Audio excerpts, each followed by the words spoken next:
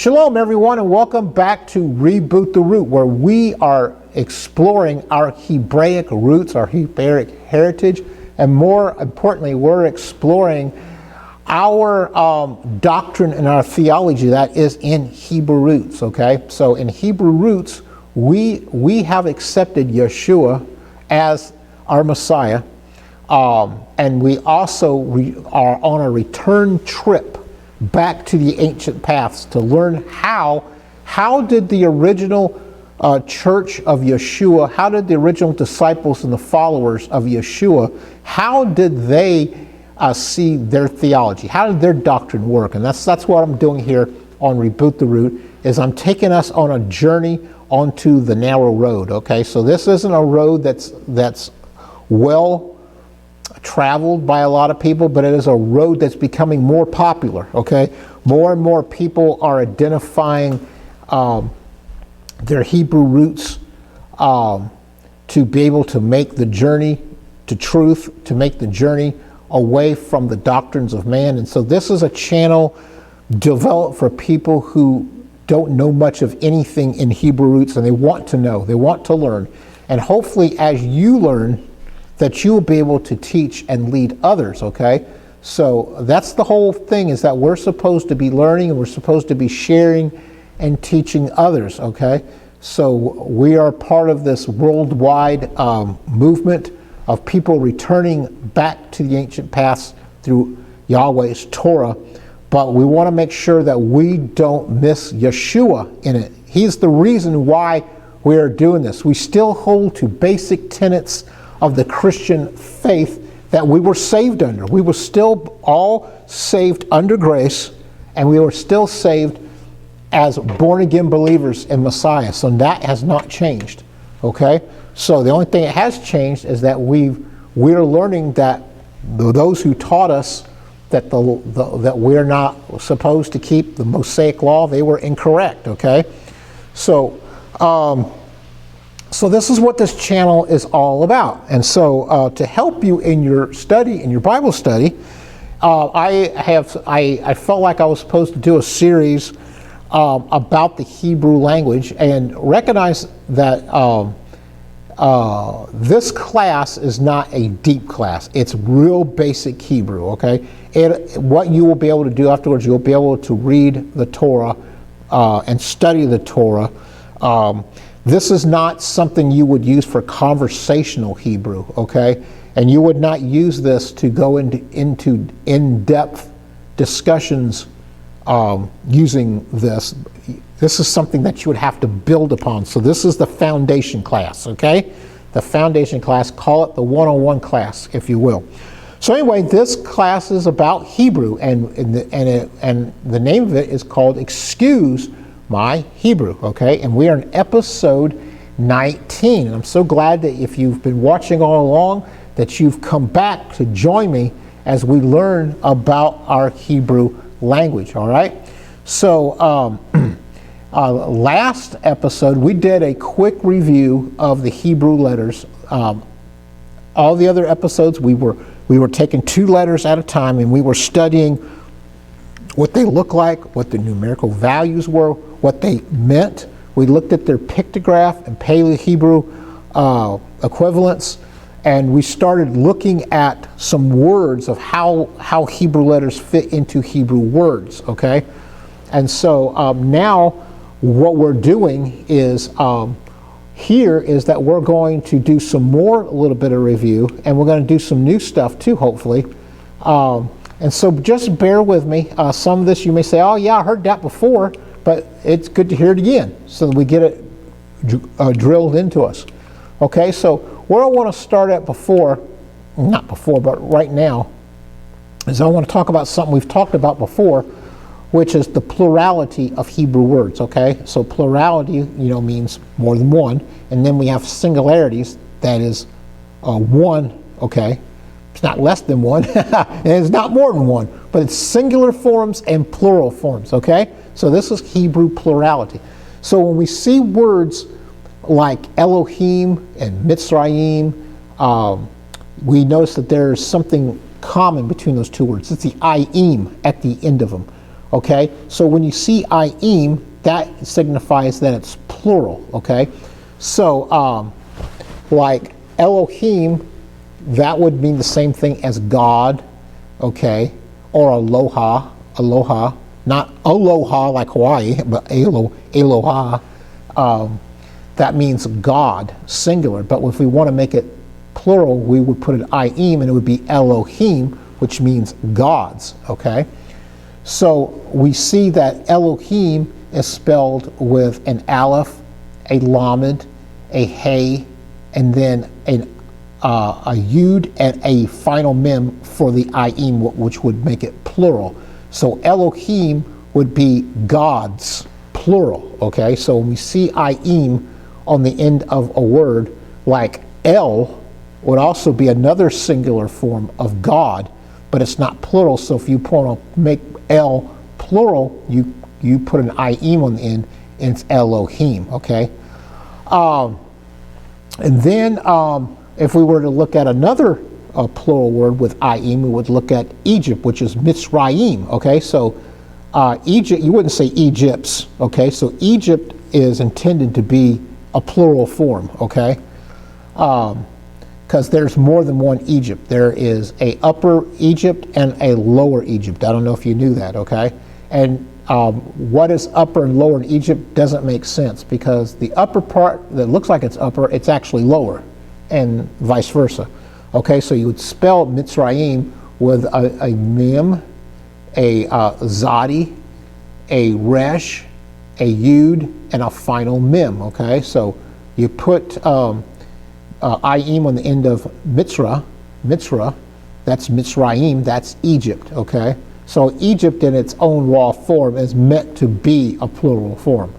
And then another, and what we also need to identify is another form of pluralness, and that's ot, O-T. When you see something at the end, like when you say Shabbat, that's singular, but Shabbayot, that is plural. Or Shavua is singular, Shaviot is plural. Okay, so and Shaviot, which means weeks, Shavua means week. Shavua, week is singular, Shaviot is plural, and that means week. So Shaviot is spelled with a sheen, a vet, a vav, an ayin, a vav, and a tav. Okay, so the vav and the tav, they make up the ot of Shaviot. Okay, and so in both of these, ayim or ot, ayim is the male form of pluralness, and ot is the female plural form. So you have a male form and a female form. Okay, so now we want to talk about some letters that don't belong. Okay, and you see what I'm talking about. So before, you've heard me tell you that there are some letters that can get confused with another letter. So that's what I mean by letters that don't belong. So we want to look at some letters that you can easily get confused with another one. Okay, so the first set of letters I want to look at is the tav, the het, and the hey. Okay, so all these three letters can be confused very, very, very easily. Okay, sometimes I get them confused. So in the hey, you have kind of like a little broken leg. It has a space. They have a space in one of the legs. Okay, and that's the hey. Okay, you can see the difference. And then you see that the tav has a little bit of a boot on its left leg, whereas the het has no boot. Okay, so you see here on the screen, I have all the differences that these things have, and maybe you can come up with some other differences. But in the tav, this is some of the differences I see. The left leg of the tav kind of has a bent leg, like a cowboy's leg, and it has a boot on it. Whereas the het, it doesn't have a bent leg, and it has no boot. And then the hey, it has a broken leg. It got in an accident. So anyway, that's the tav, the het, and the hey. Then our next letters that don't belong is getting the mem and the samic confused, okay? So you can see on the screen how they could be easily confused. So what I have here on the screen is actually the final mem. That's what you're going to get confused with the somic, okay? The mem gets confused with the somic. Now the somic is going to look kind of like an O, especially if you use a keyboard. It's going to type it out and it's going to look just like an O, all right? And the mem kind of looks like a squared off O, all right? So you need to be careful of those differences. Then our next set of letters that don't belong is we have the noon looking like the cough, okay? The noon can look like the cough, but the difference you see in the noon is kind of like a backward C that's short. It's got short little appendages on it, okay? That's just the word I can use. And whereas the cough, it kind of looks like a backward C, but it's not. It does have short appendages, okay? So you kind of can see the differences. You want to make sure you don't get those confused. And then the next letter I want to look at that you can get confused is the ayin and the zadi. You see here how the ayin and the zadi here are on the screen. The ayin kind of has, it looks like a Y, and its leg kind of gradually tapers off and turns to the left, whereas the zadi, that leg, it kind of goes down and takes a sharp left like a road, okay? And so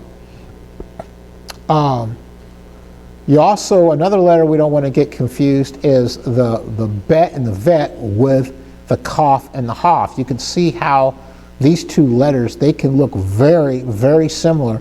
The bet or the vet, they kind of have this tail on its foot that kind of goes over towards the right, whereas the cough or the hoff, they don't. They just curve like a backward C, and they have no foot at the bottom, okay?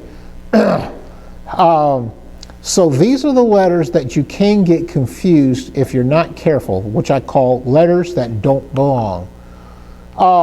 And now we're going to start getting into a subject that is very interesting, because it's going to help you to know how to pronounce certain words, okay?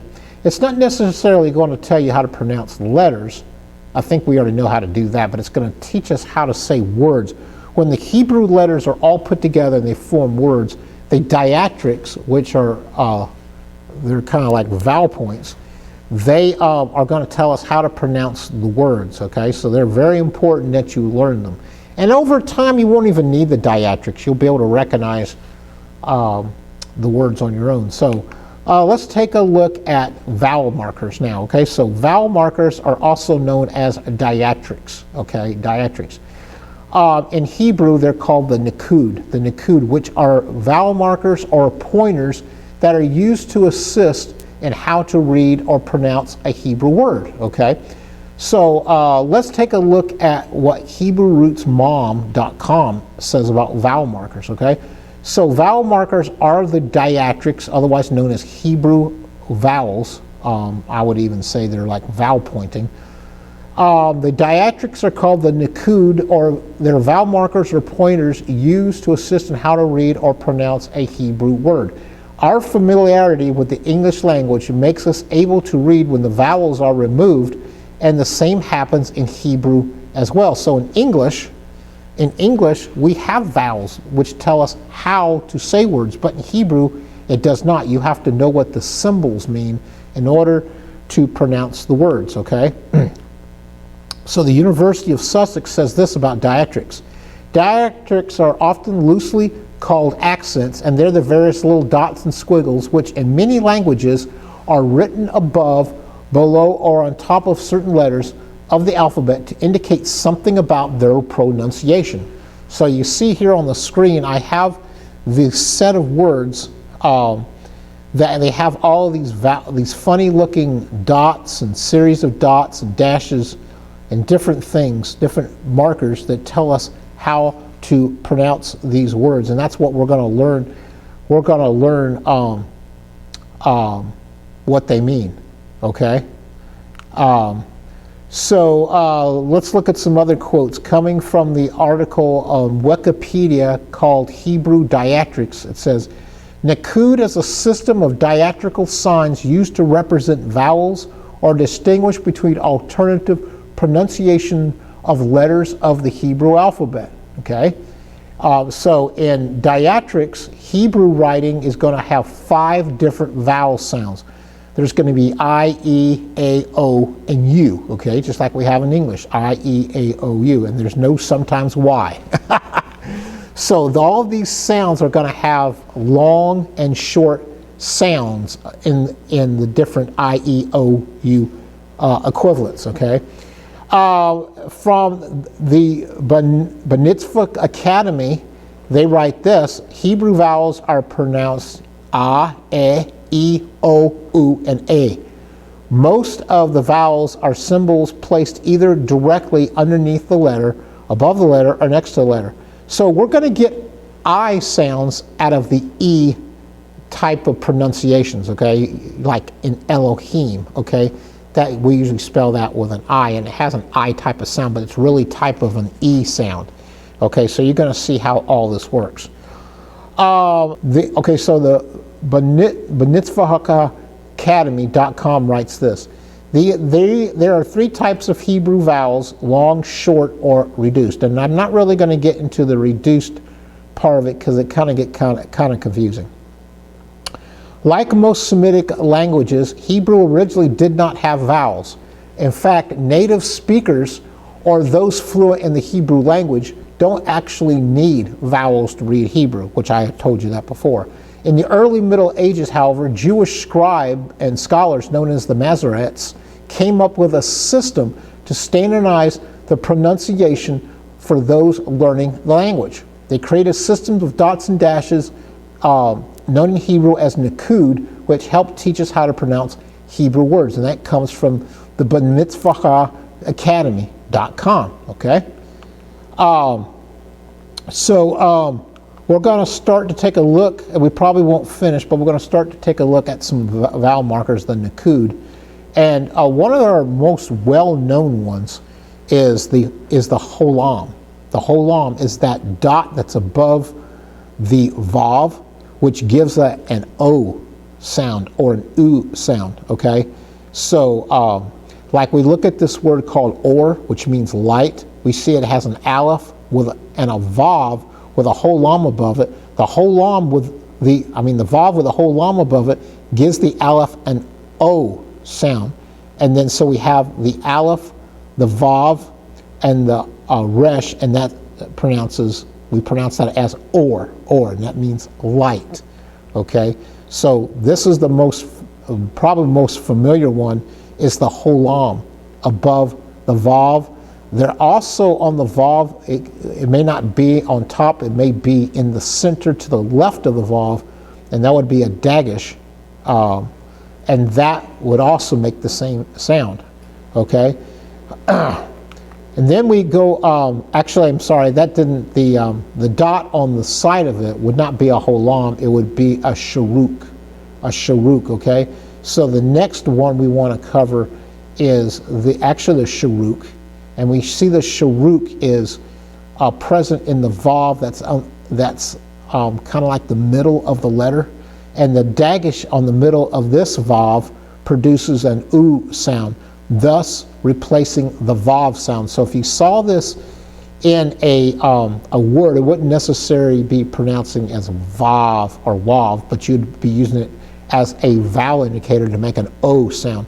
Like for an example, we would see this in this word I have here on the screen, which is teshuva. It's spelled with a tav, a sheen, and then we have the vav with the sharuk, and that gives the sheen an u sound, okay, to make teshuva, all right? And then of course on this word you see the different vowel markers and different pointings that we have in this. So this is the sharuk. So the vav or the wav can have a holam or it can have a sharuk, but it would give you the same kind of sound, okay? The oo or the o sound. And so a lot of times you could see this vav looking kind of like a lowercase I. It may just look like an I with a dot above it. So we look at this word to kind of see how it would work on called Yom Rishon, which means the first day. So instead of calling it Sunday, you could call it Yom Rishon, which is the first day of the week. And so to see this this Holam Vav in action, we see it in the word Yom. Yom means day, and we see that spelled with a Yud, a Vav with a Holam above it, and then a final Mem. So this Vav with the Holam above it gives the Yud an O sound. Yom, okay? Yom Rishon. And then we see that the Vav with the Holam above it is repeated in the word Rishon, which is spelled with a Resh, Aleph, Shin, Vav, and a final Nun. Okay, so that Vav that has the Holam above it, that is, you don't put the V sound in there. What you do is you put the O sound in there. You see the difference? So, and then here on the screen I have some basic pointing markers that we use. We have the kamats or the hamats. We have the patak. We have the siri. We have the segol, and we have the shiva. And we've already covered the holam and the sharuk, but we also have the sharik, and we have the kibbutz. And we're going to go over all those in time. Okay. So I think this is a good place to stop at this episode of introducing you to the diacritics of Hebrew. We'll continue on in episode 20, and we'll put all of these things into action and see how they work out and how we put them in words.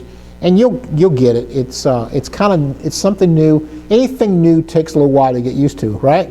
When I first learned Hebrew, probably about 14 years ago, all of it was new. It was Greek to me. Oh, not Greek, but Hebrew. So you'll get it. If I got it, you can get it, believe me. So anyway, I don't want us to leave without inviting you to please become a subscriber. Subscriber will get you notifications for all the next episodes in the series, as well as the next series that's coming, which is going to be called The Live Connection. The Live Connection. We're going to be talking about the fruits of the Spirit. And we all need to have those, amen? And a lot of times in Hebrew roots, I often see the fruits of the Spirit go off to the wayside, and that's why I felt like we should talk about them and make sure we have them. So that's called the Live Connection. So if you become a subscriber, you'll make sure that you get it. You'll get the notification when those videos are done. So anyway, don't forget to like this channel. And if I can answer any questions, or you want to send me a personalized comment that no one else will see, please send your emails to reboottherootjourney@gmail.com. I'd love to hear from you. I'd love to be able to answer your questions. I'd love to hear your comments. Maybe you'll share with me something I don't know, okay? But I'd love to hear from you.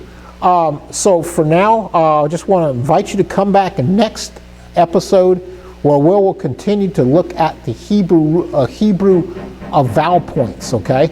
And so for now, I'm going to leave you by saying shalom.